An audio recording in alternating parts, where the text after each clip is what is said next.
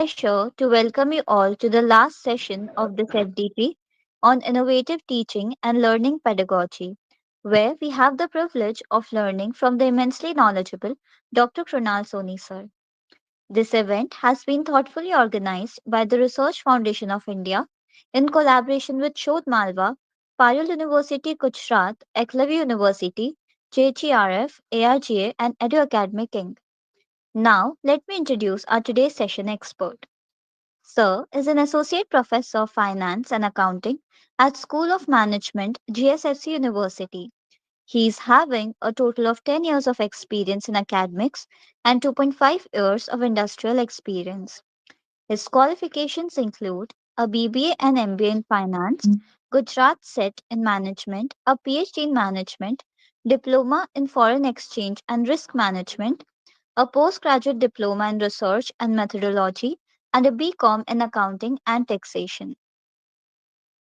Sir is also having a total of 26 publications in various reputable journals like Scopus, ABDC, UGC Care, Web of Science, etc., including a patent in Government of India for which he had received the loyalty grant for his innovation. He has received 3 Best Research Paper awards in various international conferences. Sir is also a PhD guide since 2022 in the Veer Narmad South Gujarat University. With this, I invite Sir to start the session. Sir, over to you. Thank you, madam. Just confirm the screen sharing.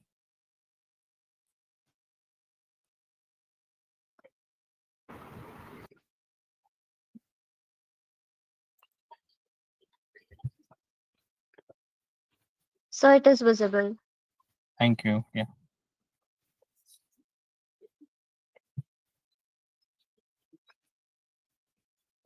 So good evening, all. On the last day of this faculty development program, and today we have the topic for innovative teaching and learning pedagogy as a part of experiential learning. So very important point of discussion for all the academic fraternity. Where we are, in this today's generation, we are talking about the quality of education. We are talking about industry academia alignment. And we are also talking about overall student development in terms of skill enhancement, and multi-purpose multitasking skills that is we are looking for among the students. So this experiential learning is very important in this today's era, because experiential learning is always applicable in terms of both the parties, whether we are talking about in terms of students, or we are talking about in terms of faculties. So both the parties has to take care about this experiential learning. Both the parties has to take care about the experiences that they have to gain out of the various processes, because until and unless if we don't experience, we are not gaining experience, we are not coming out with some innovations, and we are not having some experience on this innovation, then we will not be able to justify, or we will not able to demonstrate those experience. We are not able to demonstrate those in terms of learnings to our students, because even if we are going for the first time in the classroom, we should at least acquaint with whatever things that we are going to demonstrate among the students, what exactly we are trying to teach to our student, and what exactly they are going to take out of this particular learning. So all these things needs to be very clear, very precise, and have full understanding about all those parameters. Then only the real in terms of the objectives of the educations will be sufficed. Otherwise it would be always a question mark at the end of the session, or at the end of the semester, or at the end of the academic journey, that why we have gathered to at the one platform, or why we are taking these classes, and why we are running these academics. So if the education purpose is not going to suffice, then the entire practices that we are keeping in front of students is not going to justify. So that is why whenever we are talking about classroom teaching and learning, so experiential learning has significant importance.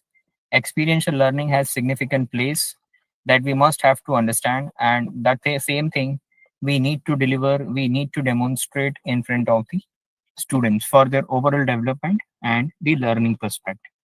So with this note, I'll start my presentation. So This is the flow of presentation that we are going to discuss today. The meaning of experiential learning. What is the meaning of experiential learning? There are different authors who have given this terminologies of experiential learning. Although I cannot say this terminology would be same for all the people, but in a nutshell, if we are from the different field, different genre, different areas, and in these different areas, if we are talking about the experiential learning, so I think the glimpse, the purpose would be same for all, right? Then second is, who has given this particular theory? When we are talking about experiential learning, so how this concept has been evolved. Although many people have given this definition after the experimentations and experiences, but how this terminology, how this theory has been evolved in academics as a part of innovative teaching and learning pedagogy. So that is one we are going to see. Then the third point that we are going to see, at different stages, the experiential learning are going to be processed.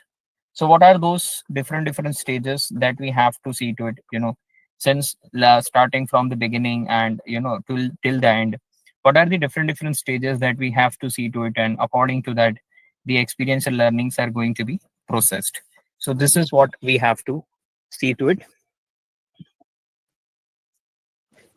Then suggested methods for the experiential learning. What are the different methods for the experiential learning? How the academics or how the educations or universities can proceed with different sort of methods of experiential learning. So these important parameters, important things that we have to discuss as a part of experiential learning. So firstly, starting with the meaning, what is experiential learning? So there is one Chinese proverb, which says that, if you tell me, I will forget. Means if somebody has tell me, right, or if we had discussion something, and if I have listened those things, there would be a chances that I might forget, because if somebody is speaking in front of me, or if somebody is speaking around me, and if I'm not focusing upon, or if I have not been instructed, or if I have not been forced to make an attention for this particular listening, then obviously my the inner power, the inner brain is not so much active to listen those things. So that is where it has been said that I will forget, right? If somebody says that tell me, so I will forget. But instead of telling me, if somebody is showing me something in front of me, if some incident is happening, if some activities is happening in front of me, whether it is in the classroom or it is beyond the classroom, right? So obviously the things which has been spoken in front of people, and the things which is happening in front of people, so obviously the impact that has been carried by the incident or event would be quite high. So there would be a chances that I may remember those things. So my remember power, my catching power is going to increase. So that is where it has been shared that show me and I may remember. Means you show me something and I will remember that. But if you involve, right, if something has to be done, and if you're involving me in this process, right, if you're involving me in this particular process, so obviously I'm practically experiences those things. I'm practically doing those things. So obviously the expertise I will experience. I will also see the problems, prospects, technicalities, the overall process for doing those things. So all sort of things I may experience, I may gain some practical knowledge of this particular process, which is called experiential. Means I'm personally involved, I'm personally focusing on the process, on the development part of the thing. So obviously the understanding, the clarity of the concept that I will gain out of this particular process would be quite high in comparison to the things which is only happening with the verbally, or the things which is only happening with the demonstration.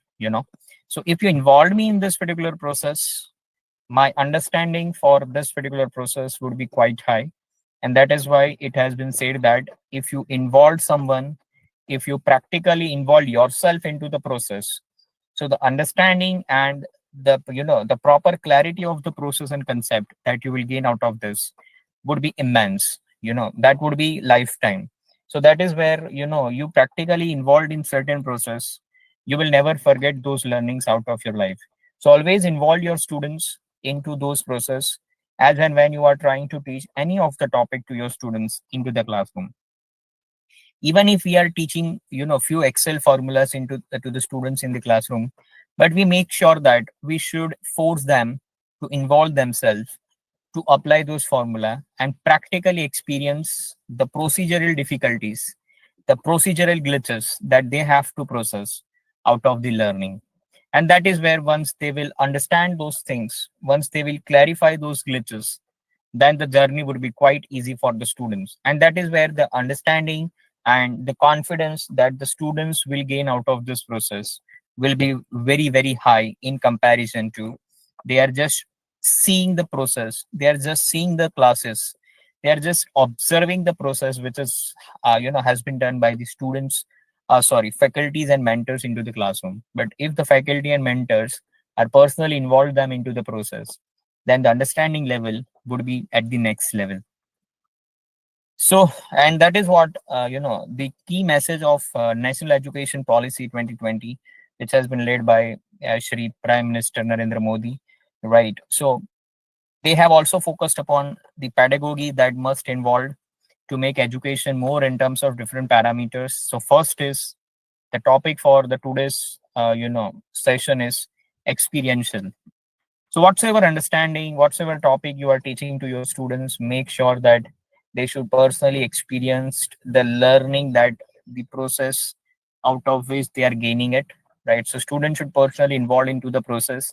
They should know what is happening, how it is happening, why it is happening, right? So all the understanding they have to develop as a part of experiential. Then holistic. So national education policy is also saying that this learning should be 360-degree. That means it should develop overall development among the students. That is where it is called holistic development, not only from the educational perspective, but the learning which we are doing in front of students, we must have to ensure that this learning should be helpful to the students for the coming time period, for their coming future, right? For which they are responsible to get the employment. We should also must ensure that only students are not responsible to gain the knowledge for the employment, but as a faculty, as a mentor, it is our responsibility also that we should also take care of those things, like we should put all the academic and parameters that which is required by the industries, and we should try to motivate, we should try to mitigate those, breach the gap between the industry and academia. So we must need to ensure that we should collect the needs and requirement of the industry, and according to that we need to plan our academic sessions, our academic curriculums, teaching props, teaching methods, delivery point of a discussion, all those things which we have to make it is as a part of industry oriented, right? So these are the important facts and things that we have to do it as a part of experiential learning as per the national education policy. Related means it should not be like that, if I'm from management students, so management students will only gain the knowledge of management, but the knowledge should be interdisciplinary. It should not be restricted up to one department, because if we have to run the department and if we want to put ourselves to be on a successful ground, even though if we are doing some jobs, or if the student has to do some business as a part of entrepreneur, so they have to run the multiple department, multiple parameters to reach the product to the final consumers. So you cannot be put yourself, or you can restrict yourself to have the expertise on one topic. I'm not denying that expertise should not be multiple topics, but at least you should be expert in one thing, but you should have the experience in multiple things. That is what I am trying to say. You should be expert in one product or one thing, that is your USP, but you should be experienced for multiple things, so that the expertise that you have it, you know so you can commercialize your expertise and you can reach out to the market, and that is where we can portray ourselves on the better side, and we would be able to catch the market in a better way. So that is where it is integrated. Inquiry driven means there should always be the question mark, there should always be the inquiry, means we should always create some question mark. We should develop some cognitive abilities of the students, critical thinking abilities of the students. so that students will start thinking about what, why, when, how. And with this is called a self learning object. When students are start gaining the knowledge with their self understanding and self knowledge, the where the teachers, the mentor's role is going to be reduced, so that if we are going to exempt ourselves from those basic parameters, then we being a mentors would be able to focus on more advanced parameters, and we can portray ourselves to be on the more better ground, so that it should be inquiry driven. We should always put an inquiry so that the proper learning could be possible. Discovery oriented, we have to discover something. We should find out something. So that is where we have to discover. We should be discovery oriented, means there should be some learning, where there should be some point where students has to find out, where student have to develop certain understanding by their own. They have to develop their own models, they have to develop certain understandings, so that students learning could be at the next level. Then learner centered, obviously whatever teaching and learning, all the syllabus, all the classroom teachings, whichever is happening, at the end, we have to see that it should be learner centered, means it should be student focused, student centric, because student is at our the center point. If those things is not going to helpful to the students, if those things has not been meant for the students, then the real time learning and the real time objectives of the learning is not going to suffice. So we being a faculty, we being a mentor must need to ensure that it should be learner center, it should be learner focused, so that the students would be more beneficial out of the entire process. And most importantly, if this is happening in terms of students benefit, so ultimately the students benefit can be enhanced and can be ensured with the placement record that every universities and institute is carrying. So if our students are well qualified, well educated, and well knowledgeable, then there would not be any questions for any industry not to hire them, so that the universities and institute would be able to achieve the good placement records. And at the same time, students are also getting placed into good places, so that the word of mouth publicity for any universities and institute is going to be much much important. And that is where the experiential learning plays an important role, where students would be on the self development mode, and through which they can enrich the image of particular universities and institute in front of the industry, wherever they are going to be the part in the future. So that is where the learner center objective should always be there as a part of experiential learning. It should be discussion based. There would be an open discussion for any topic that the student has to learn. So there would be a healthy discussion among the faculty and students, among the students to students, even from the faculty to faculty. So this is where it should be discussion based. So discussion should always be there, because out of the discussion, many parameters, many important thinkings, critical thinking abilities, new learnings, people are sharing their own experiences, and out of the multiple experiences, people are also learning out of it. So learning at the last is very very important, that the learning should not get stopped, because learning is most important. And that is where it should be discussion based. It should be flexible. So this process needs to be flexible.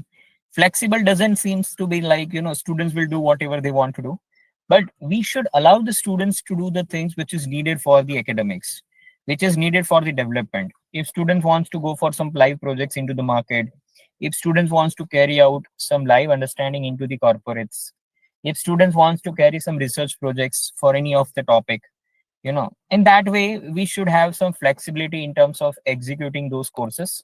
And we must provide some leniency to the students, that yes, you can go for it and you can be the part of it, so that students would enjoy this particular process thoroughly. And we being a faculty should also able to communicate the right message to the students community, that we are always for you, and we are always working for you, and we are always looking for your requirements, your needs. So you portrayed your requirement, you portrayed your understanding, you portrayed your queries, and we are here to solve it, right? So this kind of confidence we need to give it to your students, right? So that is where students will also gain some confidence and will get a respect. uh, you know uh, faculties will get a respect from the students, right? And that is where the satisfaction level of students will going to be very high. So faculty don't need to ask or hunt for the respect and feedback from the students, but it should be auto generated if the faculties are delivering those kind of educations to the students. And this will always comes from the experiential learning, even though this kind of tactics, or if this kind of practices we have to incorporate in our day-to-day life. So it is not coming overnight. We have to continuously experiment ourselves, and with this experiment this can be possible. So obviously it should be flexible process needs to be executed, and ultimately it should be enjoyable in a sense that you know it should be win-win situation for all of us. All the parties should enjoy thoroughly.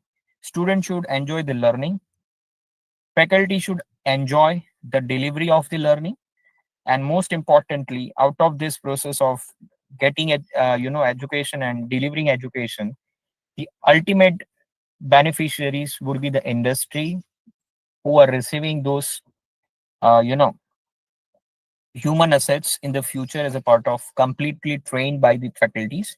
So if they have been trained by the right kind of mentors through the right kind of tactics in terms of teaching learning, so at the end of the process, the faculties are getting good feedback from the universities, students are getting good feedback from the industry and faculties, and industries peoples are also happy with you know the work that the students can be demonstrate, and at the same time the learning that they have received from those education institute.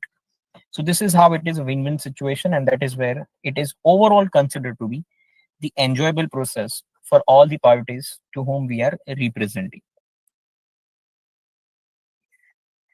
Now we will see to it that what is the meaning of experiential learning according to you. So we have to discuss about the meaning that what is experiential learning. So the meaning of experiential learning is uh, it involves active participation. So when we are talking about experiential learning, so students should always show their experiences. At the same time, teacher also needs to be proactive, and they also involve themselves into multiple conferences, seminar, a webinar, wherever things are happening. You should be the part of it, and you should always learn from the other faculties, from the other institute, and what practices needs to be executed, and what practices has been followed in other institute. So out of that you have to observe those things, and you have to incorporate the good practices for the students point of view at your universities and institute. And that is how you being a faculty can mold yourself for the betterment for the students. So active participation not only from the students perspective, but from the faculty perspective it is also needed. And that is why from the students and faculty perspective they should be both proactive, and they should continually involve themselves into the learning prospect. That is where the experiential learning would be possible. It also takes into consideration the reflections. Though reflection means what audience is perceiving out of your experimentations. So that is where you have to observe the reflections of the people. Let's say you have experience, you have tried some methods as a part of teaching learning process for the students. So it is not necessary that the one teaching method which has been proved in one institute and one area of specialization would be going to be beneficial, or which is going to receive a positive feedback from the other areas. It should be different point of view, it should be different genres, it's from the different areas. And that is where we also have to see that if you have learned certain techniques, if you have observed certain techniques from one institute and you have tried to incorporate in your universities, in your institute with your students, so you also have to reflect their observations. You also have to see that what is their opinion, how they are reacting on it. And ultimately the process and the crux behind doing this process is to see that does they like this process, does they enjoy this process, does they have gained certain things out of it, does their knowledge has been increased out of this process. So which is called reflections.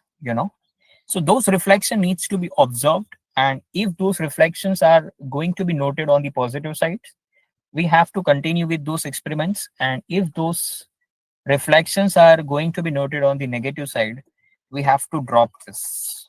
So this is where the scrutiny process needs to be done, and according to that we have to process. It also based on the problem based. Sometimes experiences always comes from the problem based. Let's say from previous few years, you were continue with whatever teaching and learning pedagogy that you were using in your classroom, but gradually the time has been passed out and many things which has been replaced in the market, but still you being a faculty have not observed those things, or somehow you have neglected those things. Then gradually you have started facing a problems somehow or others. Then you realize that, oh, this was the enhancement which I needed.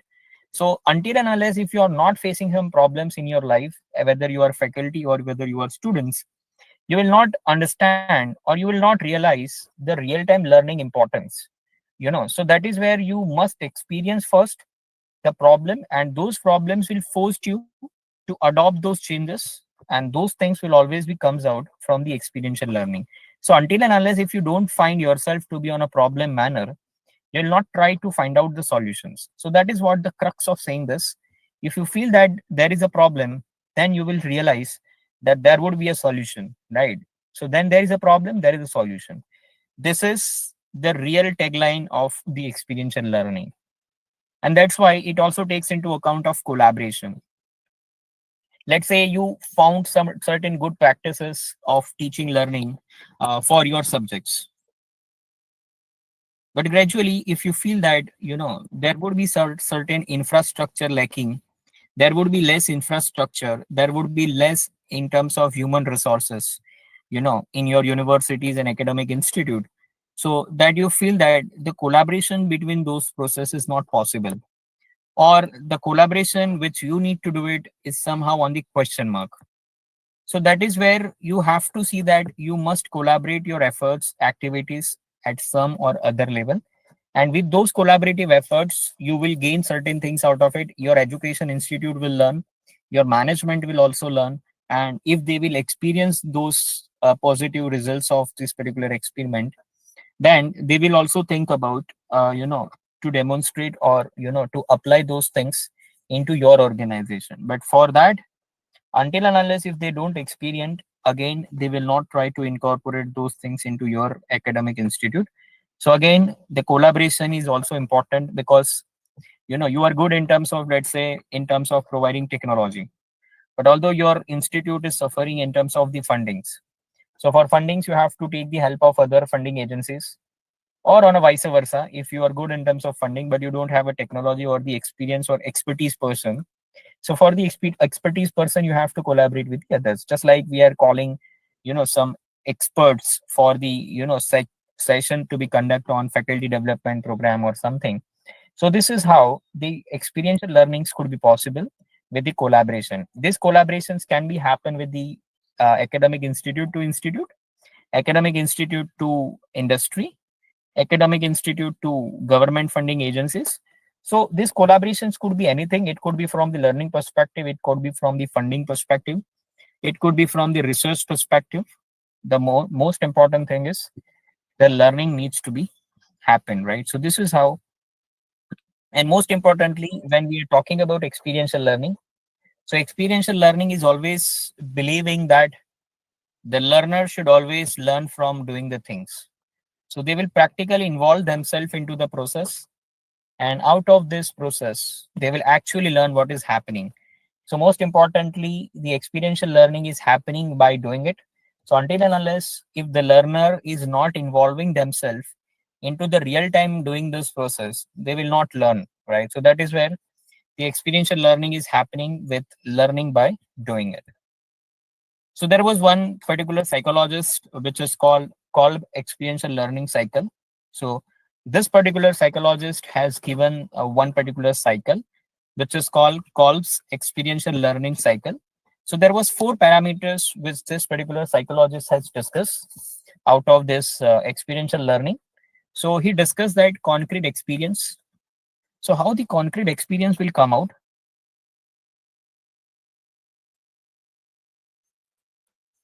how the learner should get concrete experience. So there are three parameters which is responsible for concrete experience. First is act, second is do, and third is experience. If you want to gain certain experience out of the particular process, then first you need to do is You have to act upon it. Means you have to consider that you have to do it. You should realize that I have to do it. Right? Until and unless if the learner will not realize, if the learner is not understanding the importance of the things, and if the self-realization will not comes upon, then the experiential learning would not be possible. So firstly that you have to do is you have to act on it. Once you act upon it, the things which you have to do is you have to do it, right? So once you realize that I have to do this process and it is very important for me, then most important thing for all of us is we have to do that process, right?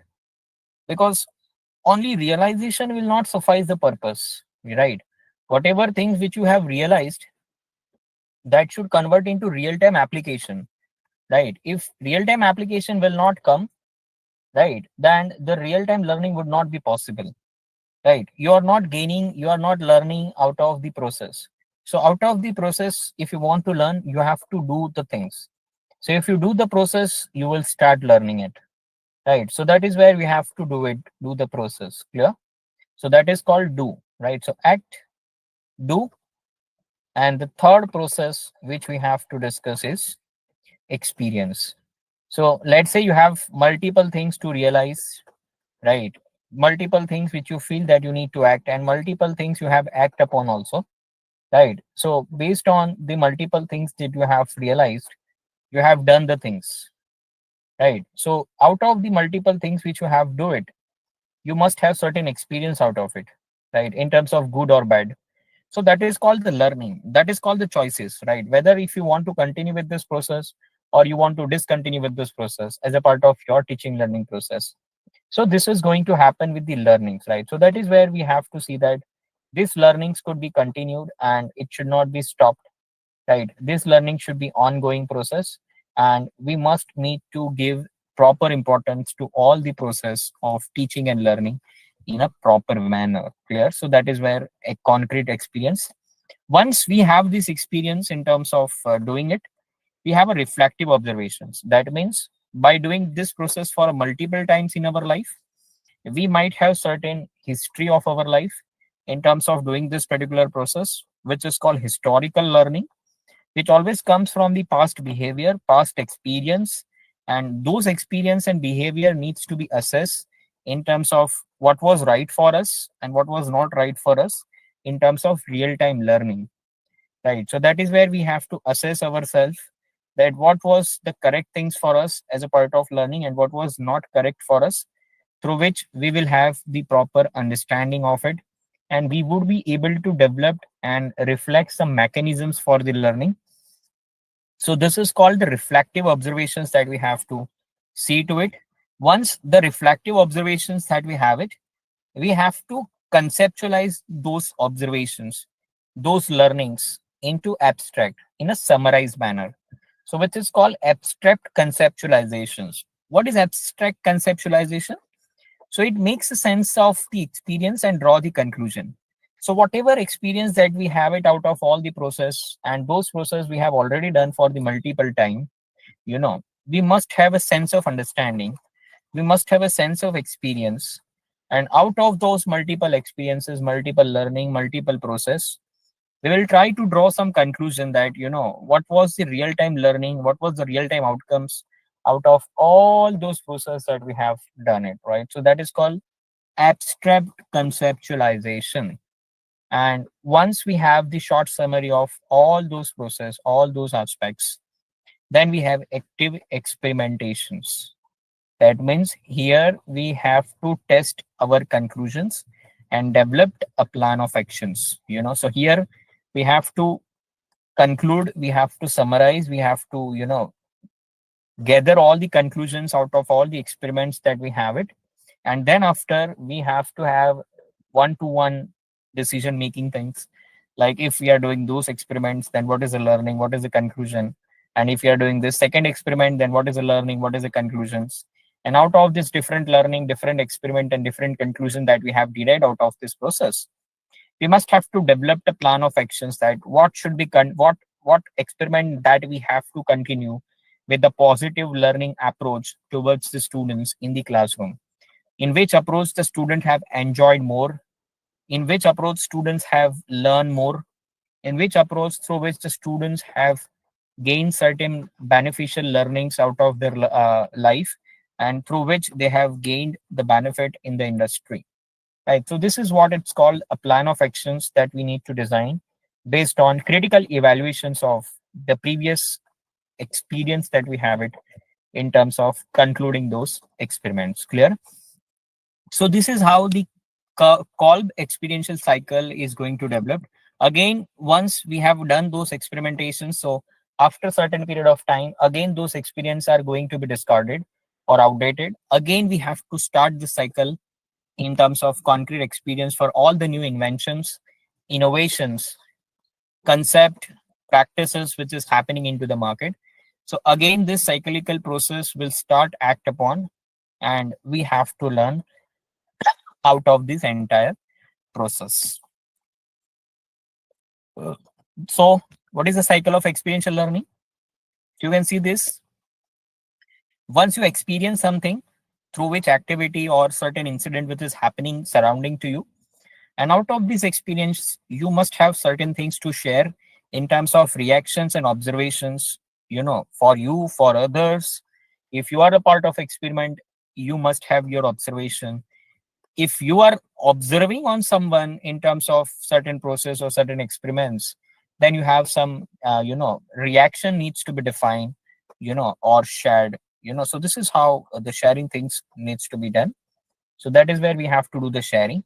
Once we are doing those things, we need to analyze that out of this experiment and observations that we have done it, we need to see the patterns of learning and understanding. So which pattern was good for students, which was went good for students, where students feel the difficulties, which was difficult for the students to understand, right? So all these things needs to be analyzed, determined, and through the dynamics, right? And those analysis needs to be inferred, right? That means through the principles that we need to derive, and those principles and that we have derived in terms of inferences, that is the real time learning and outcomes that we have received out of this analysis, needs to be applied into real time applications of the things through the experiential learning. So that is where to apply those things, we need to make certain plans that makes the learning possible and make the students and for the faculty to have more gainful environment, and through which they would be able to understand, they would be able to learn more and more important things of the learnings as a part of real time learning. What is methods of experiential learning? So these are the different methods of experiential learning. So first is field trips, then it is narratives, conducting experiments, simulations, games, storytelling, focused imagine, field observation, role playing, model building, and surveys, right? So these are the different methods of experiment through which we can able to learn the things. So this is different methods of learning which through which the learnings could be possible. So the first is the field trips. So field trip, it is again a structure activities that is going to occur, right? So through field trip, we carry the students at the real time places where we are forcing them to see the process and derive some observations out of their learning. So we are forcing our students to tell their learnings, and through this learning, students can draw certain conclusions out of the observation. So in the field trip, we are making forced students to observe the things, observe the real time scenario situations. So this is called field trip.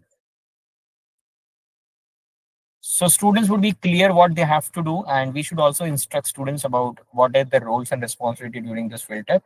And out of once the trip has been finished, we should also ask the feedback from the students about their learnings once they reach to the classroom. Narratives is the storytelling. So instead of telling the full story, we should tell them, or we being a faculty needs to derive some narratives out of these stories. That is some practical aspects, that is some practical things in terms of very short manner, point to point discussion.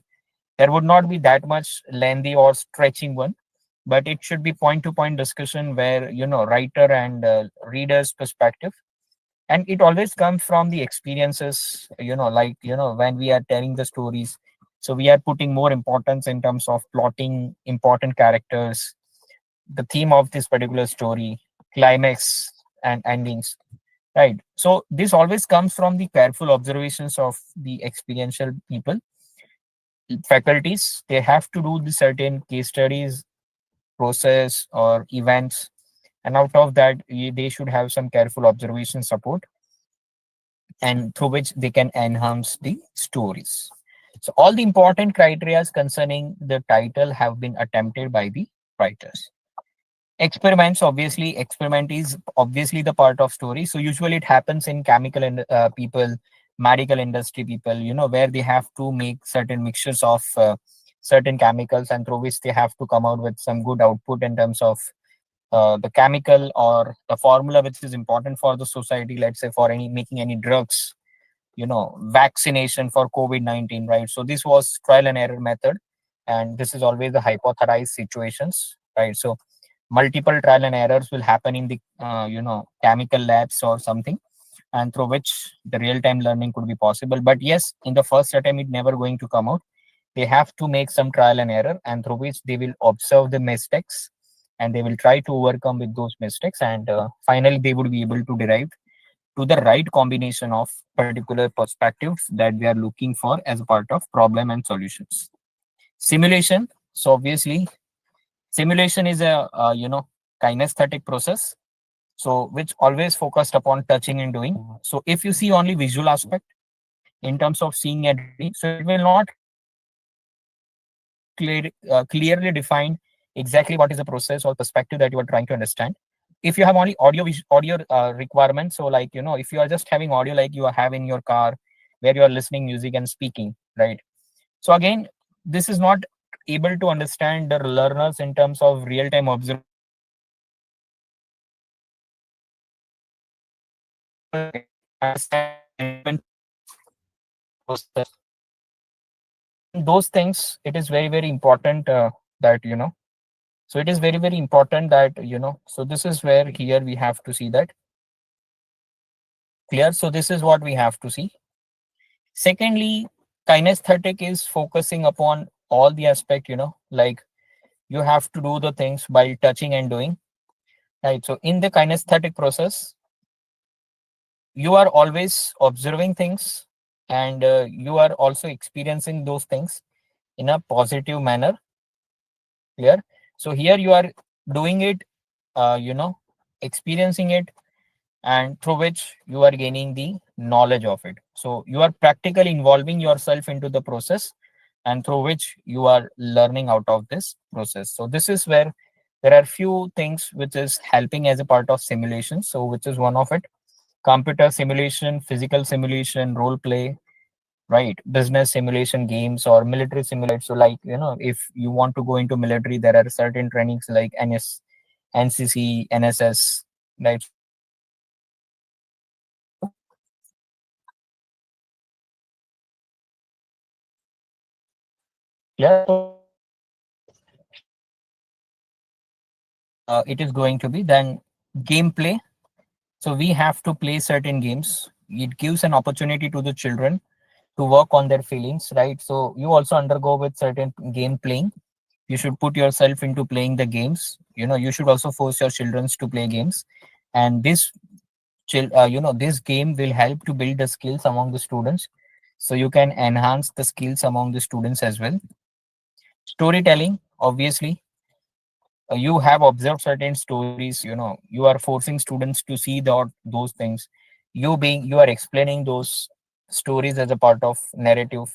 So they are having kinesthetic process in terms of, they are seeing those things, and they are observing also, right? So it's a partial kinesthetic process which is happening, right, through the words, images, sounds, and other mediums that you are using as a part of storytelling.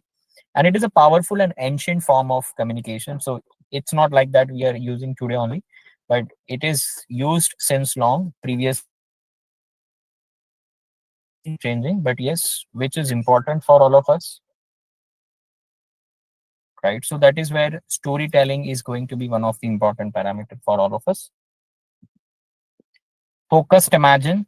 So this is a methods where we have to focus on guiding learners to create mental image related to the matters of subject. So instead of forcing students to think on a multiple parameters, multiple subject at a single point of time, so that always create a confusion, even though for a single point of things that we are forcing our students.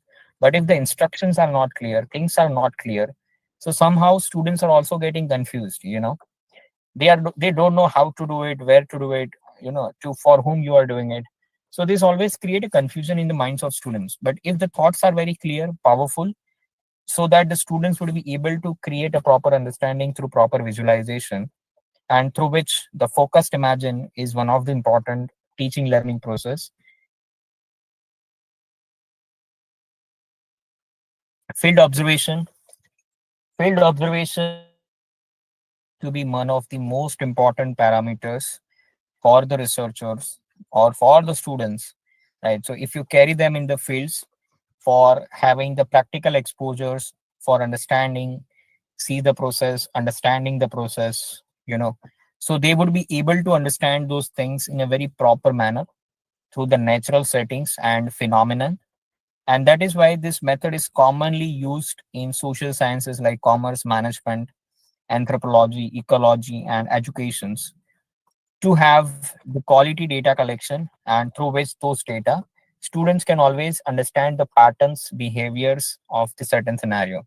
Just like in finance, we are doing historical analysis, time series analysis, patent analysis. So multiple things can be possible, but yes, this always been come out with the experiment which has been done from the faculty point of view. And once the faculty will understand those things, they would be able to communicate those things to the students in a more appropriate and a significant manner, which is ultimately going to be beneficial for the students.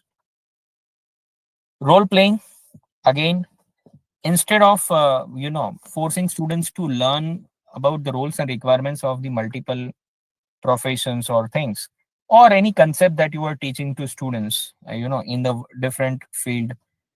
So let's force the students to be the part of, or to be the part of this character, and let them understand the real time requirement of those characters, and allow them to have a free space, free learning. And according to that, they would be able to understand the values, ethics, and culture of different professions. And at the same time, they will be able to understand the requirements, some limitations, some values, morals of the counterparties to whom you have to deal with. Just like if you are a patient and your other parties is your nurse or doctor, so you should interlearnings of the multiple people's culture, values, ethics, psychology, sociological parameters. If you are a lawyer, then you should understand the lawyer's requirements also. At the same time, being a lawyer, you should also understand the things and requirements for the clients also, right? So that is how you will try to understand the values, positions of the other people. Model building, so obviously this is going to be helpful for civil engineerings and other places where scientific models, engineerings needs to be given importance. So that is where so model building is going to be very, very important for all of us. Survey, so it is one of the most important parameters and tools to gather the data for the learning, and this kind of surveys will help to the students for the particular choice or selection that you have to make it out, right? So this is where the survey is going to be helpful.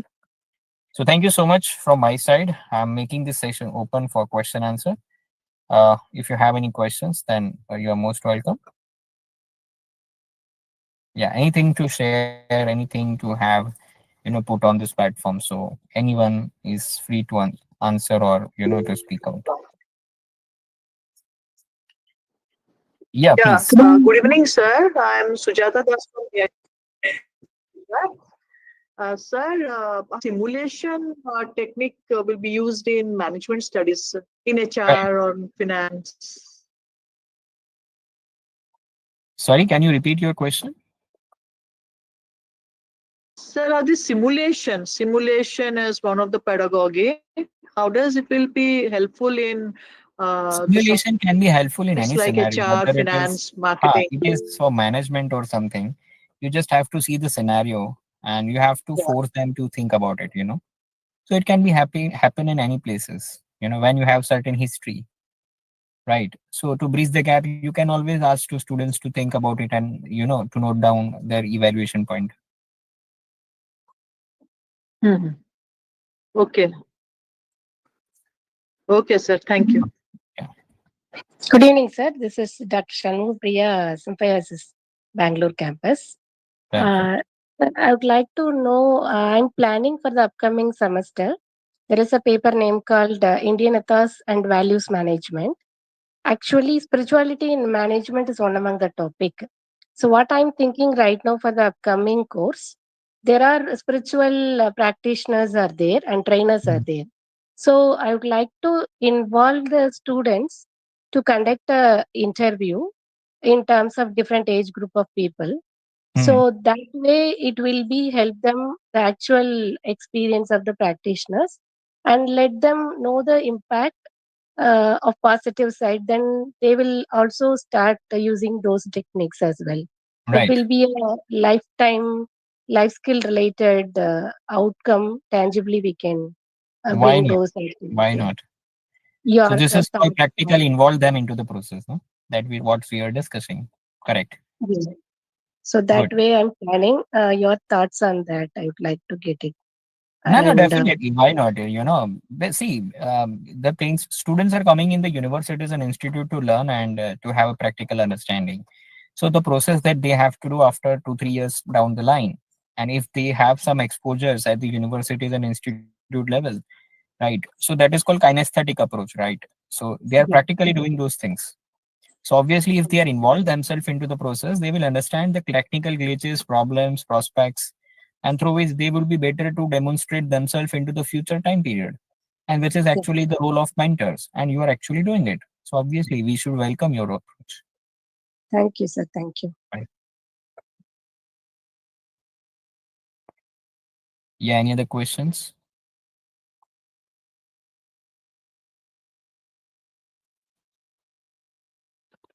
Okay. So I think no questions. So thank you so much, all of you, for joining today. I hope this session will be helpful to you at your workplace, wherever you go, and you would be better to shape the futures of students in a obviously you are doing it, but in a more concrete way. I hope it is possible. Yeah, Good Kajal, evening, sir. right. Yes, sir. Sir, actually, I'm from pharmaceutical field and I teach medicinal chemistry subjects. So there are the students, few are bright and few are average, but it's like they are asking, "Ma'am, इतनी सारी reaction, इतने सारे synthesis कैसे याद रखे?" So can you help me out if see, I'll always give them the tricks to remember the reactions. But what happens at the end of the semester when they're appearing for the exam, all the reactions they get mixed in their mind. So if you So can this is help like, me. psychological things. If you are giving multiple formulas at a single point of time to digest, so obviously they feel bored, or they feel some anxiety in their mind. So instead of putting directly, in front of them all the formulas, few formulas you have to try to teach them into laboratory. Few formulas you have to teach to carry them in some pharmaceutical or companies where they have to have practical understanding. So somehow that the filtering process would be happen. Like certain things they don't have to do, remember or mug up the things, but it has been came out practically. We have learned many things in our life from our birth, but those things has inbuilt features in our mind. So if you are carrying those peoples into the live and practical field, instead of putting themselves into the remember those things in the classroom, so you should apply multiple parameters. Let's say 100 formulas are there, so you should bifurcate into like this 20 formulas. You will do it by you know carrying them into pharmaceutical companies. 10 to 15 formulas you will call some experts in those fields, and through which you will try to incorporate those things. 5 10 formula you can carry out some case studies or past experience, and few will carry out with the theoretical aspect. So that is how you have to bifurcate those things, so their journey would be easy. If I'll tell you that Okay. you have Yes, to sir. run 100 miles, right, but if I'll carry those 100 miles in a different prospect with some breaks, so this would not be a difficult task for us. Okay, sir. Thank you so much. Right. So thank you so much, all of you. For thank you, RFI team. Thank you, Ajay sir, Saurabh sir. Thank you, Jain madam, for coordinating this event. Thank you so much, all of you. Thank you, audience, for patient listening and being interactive. Uh, Asmi madam, over to you. Thank you. Yes, sir. On behalf of the Research Foundation of India, a heartfelt thank you to Sir for such an enlightening, engaging, and insightful series of sessions. Sir, both your sessions were very insightful and engaging. Thank you. Thank you. Your guidance has been truly enriching and immensely valuable. Now, as we conclude this wonderful journey, I would also like to extend our sincere gratitude to all the participants for their enthusiastic and active participation. Thank you, everyone, for being a part of this rewarding experience. Thank you so much, sir.